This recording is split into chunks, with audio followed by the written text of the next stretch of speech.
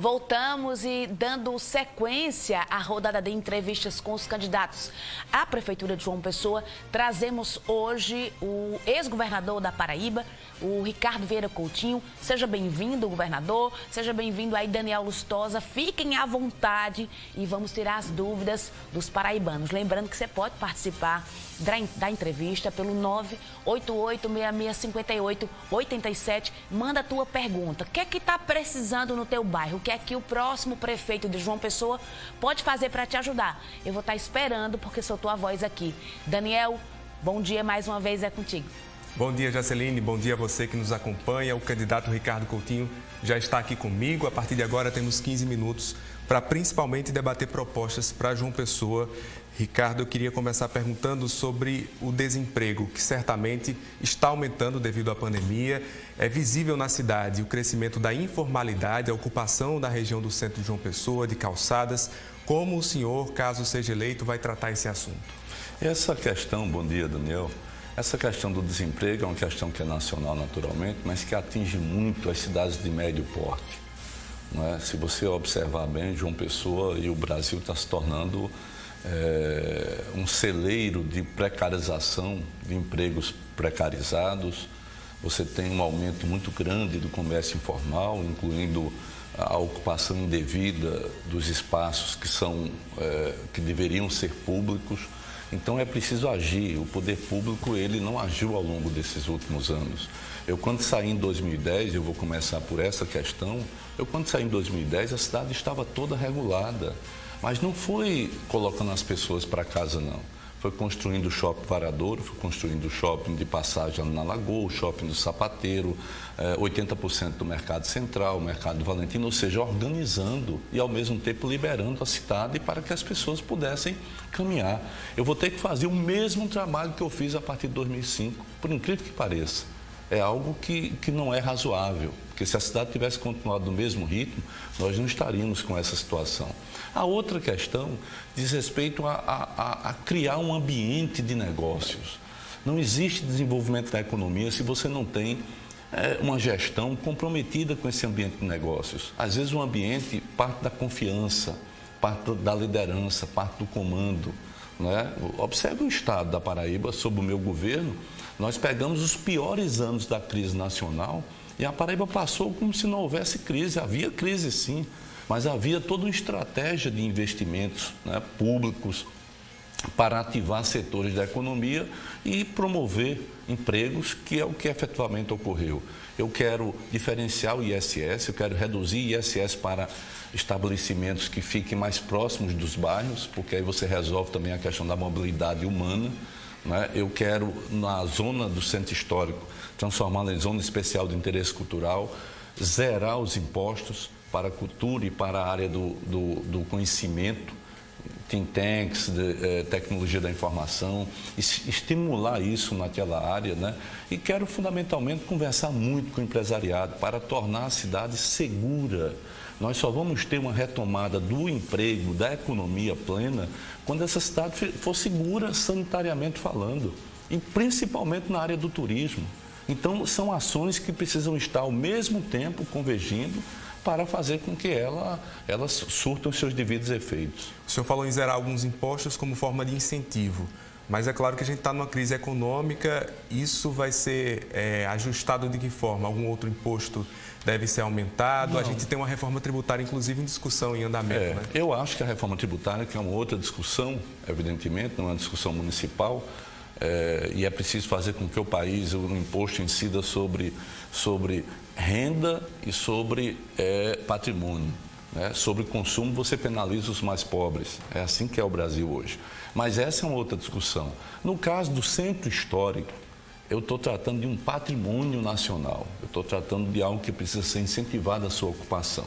E estou escolhendo, enquanto gestor, caso eu tenha esse direito novamente, essa oportunidade novamente, estou escolhendo a área da cultura e a área da tecnologia da informação, a área do conhecimento, a área, enfim, que mexa com isso, que é o grande tema de poder no mundo hoje, que é o conhecimento. É isso que eu estou dizendo. né? Agora, evidentemente que, por exemplo, a outorga onerosa, eu vou voltar a outorga onerosa exclusivamente para as zonas especiais de interesse social que foram retiradas. A outorga onerosa é uma transferência de renda de uma área da cidade que tem toda a infraestrutura e que precisa ser colocada numa área onde não tem nenhuma infraestrutura, é uma questão de justiça, é um instrumento promotor da justiça. O atual governo municipal retirou isso. Ou seja, você pode fazer praça em qualquer canto, pode fazer... Não é essa a minha ideia, não é essa a ideia do plano diretor do qual eu participei lá atrás enquanto prefeito e enquanto vereador, e fui o prefeito que implantou o plano diretor efetivamente falando e que fez com que o metro quadrado em João Pessoa da construção civil se igualasse, por exemplo, a Natal, porque antes era bem inferior. Então são essas coisas que são fundamentais. A outra questão, Daniel, é que os gastos públicos são muito ruins, são desqualificados. Por que é que eu, enquanto prefeito, enquanto governador, consegui fazer tanta coisa, em qualquer bairro está lá a presença, e os demais não? Essa é uma pergunta que é fundamental ser respondida, porque as pessoas sabem disso.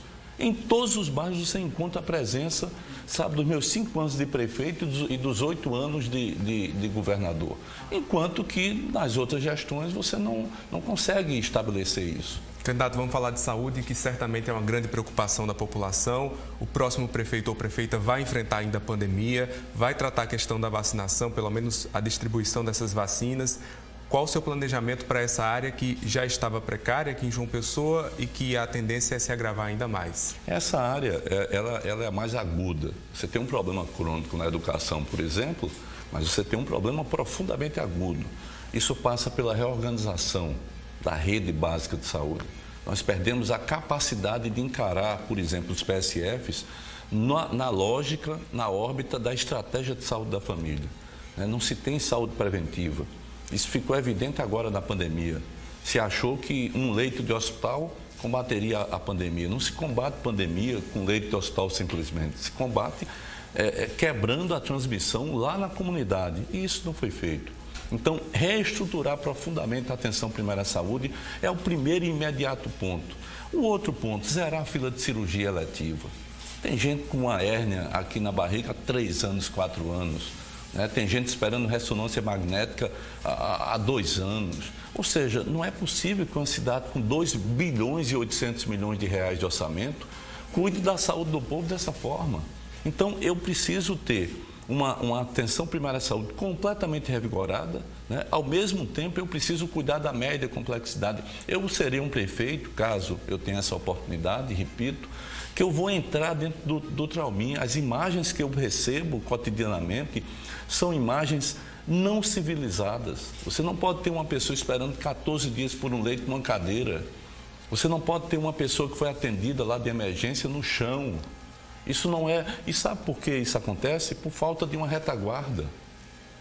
No trauma, eu criei a retaguarda, que era aqui, bem próximo da TV Tambaú, que era o H-Top. Aquilo foi a retaguarda que resolveu o problema da superlotação do trauma. O trauminha, ele precisa ter uma nova retaguarda. Eu vou criar uma nova retaguarda e vou exigir uma coisa que é fundamental: respeito ao próximo. Nós temos que respeitar o próximo. E isso na saúde é fundamental. Jaceline vai trazer agora a pergunta do telespectador. A pergunta do nosso telespectador é sobre pavimentação. Vamos colocar aí a interação dele na tela. Olha aí, o Jefferson. Gostaria de saber do candidato sobre a pavimentação, pois moro no Alto do Mateus e é um bairro esquecido. Qual é o projeto que o senhor tem para a pavimentação? Porque eu ando na comunidade de João Pessoa, não só o Alto do Mateus, mas outros bairros vêm sofrendo com buracos, com coisas terríveis. Situações em ruas que são intransitáveis. Qual é o projeto que o senhor tem para essas pessoas que precisam, então, desse auxílio? Por coincidência, eu estava antes de ontem no Alto Mateus, e o Alto Mateus é um bairro que eu, enquanto prefeito e enquanto governador, calcei 52 ruas. A prefeitura calçou 3 ou 4. E não era a função de governador. Só como governador foram 32. Ou seja, 52 ruas naquele bairro. Eu vou zerar, por exemplo, o Alto Mateus. Eu vou calçar todas as ruas que faltam, que não são muitas, na verdade. O Valentina Figueiredo, ou seja, a estratégia é ir cercando os bairros e zerando. Como é que eu faço isso? Eu fiz como fiz com um orçamento 6 vezes menor. lá em 2005, entre 2005 e 2010. Observe que nesses 5 anos, eu calcei enquanto prefeito, 577 ruas. E quando você compara com esses 8 anos últimos, não há sequer comparação, porque são números bastante diferenciados. Além disso, eu respondo a uma demanda por empregos, porque o calçamento ele é feito por empresas locais e que contrata gente local, compreendeu? Então, e além de estimular, e eu vou estimular, nos calçamentos de bairros, a contratação de gente do próprio bairro. Fiz isso como governador muito, né? Estimulava a contratação de pessoas da própria cidade, onde as obras eram feitas. Então, a ideia é que a gente acelere a pavimentação, né, nos bairros, que é um recurso fundamental para gerar emprego e, ao mesmo tempo, vá conformando uma cidade que, infelizmente, aumentou essa demanda, se perdeu no tempo, não conseguiu acompanhar o ritmo que foi imprimido lá em 2005 e 2010, nesse período, né? E, ao mesmo tempo, reativando a construção civil, reativando com obras e reativando também com calçamento de ruas. Minha meta, sinceramente, é entre 300 e 400 ruas calçar nesses próximos 4 anos, com um orçamento próprio do município. Candidato, vamos falar de Operação Calvário, porque o eleitor certamente o conhece pela experiência em gestão não só na Prefeitura, como no governo do Estado. Mas, ultimamente, o senhor tem sido visto pelas acusações que o senhor deve concordar comigo que são gravíssimas em relação a supostos desvios na saúde e educação do Estado. Para esse eleitor, o que é que o senhor tem a dizer em relação a tudo que foi colocado pelo Ministério Público da Paraíba? As acusações são gravíssimas e são completamente mentirosas. Eu não conheço ninguém no Brasil que afirme isso de uma acusação vinda de membros do Ministério Público. Eu estou dizendo isso. Não é fácil dizer isso, mas eu estou dizendo isso. Durante 1 ano e meio, tentaram me quebrar e me excluir da política. Eles não queriam me condenar na justiça, não, daqui a alguns anos. Eles queriam simplesmente me excluir da política. Exatamente porque não há muita disputa, Daniel, em relação à política. As pessoas sabem quem tem um melhor projeto. As pessoas sabem quem tem uma melhor capacidade de gestão. As pessoas sabem quem mais fez e quem mais naturalmente pode fazer. A forma que tinha para mim alijar da política era me envolver em coisas que não existe absolutamente nenhuma prova. E isso é muito grave. E isso vem na história de um país que sempre tratou as gestões que mudaram alguma coisa, sempre tratou buscando excluí-las sob a pecha de corrupção. Foi Getúlio Vargas, foi João Goulart, depois foi a Dilma, que foi derrubada sem ter um crime de responsabilidade. Depois prende um presidente para que ele não disputasse uma eleição e agora ninguém mais fala sobre isso. E aqui vem com uma acusação que é débil, é tão frágil, né, que se um jornalista fosse ler as acusações e ao mesmo tempo fosse comparar com a realidade, veria que é um embuste. Como é que você pode acusar 130 milhões, no início era 1 bilhão? O Ministério Público chegou a falar em 1 bilhão, que é uma maluquice, é uma falta de respeito com a inteligência das pessoas. Aí depois passaram de 134 milhões. 134 milhões corresponde a 2011, 2012 e uma parte de 2013 do orçamento do trauma.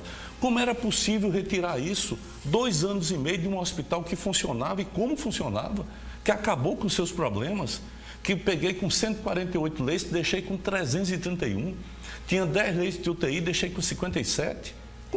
Como é possível isso? Isso não existe, compreendeu? Mas é a única forma que eles tinham para poder me combater. Então, essa eleição não é eleição entre candidato A contra candidato B. Não sou eu contra os outros projetos, não tem outros projetos. Essa eleição é uma eleição da verdade contra a mentira. Da verdade contra a perseguição. É isso que está em jogo. E isso não é uma coisa contra Ricardo Coutinho só. Isso é uma coisa contra você. Contra uma perspectiva de uma cidade que avance. Contra um Estado que avançou, que demoliu muitos privilégios. Essa é a questão central. Então, eu estou aqui dizendo que isso é uma mentira. Tenho como provar, só que o tempo não é meu. O tempo é da justiça. Eu tenho como provar e já tomo todas as providências contra os abusos de autoridade, que são enormes. São enormes. Nós temos que resgatar o Estado de Direito aqui dentro desse país.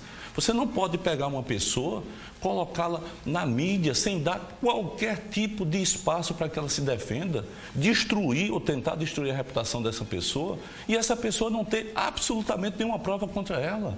Nada. Eu só tenho uma conta de banco, amigo. Sabe, meu carro é um 2007.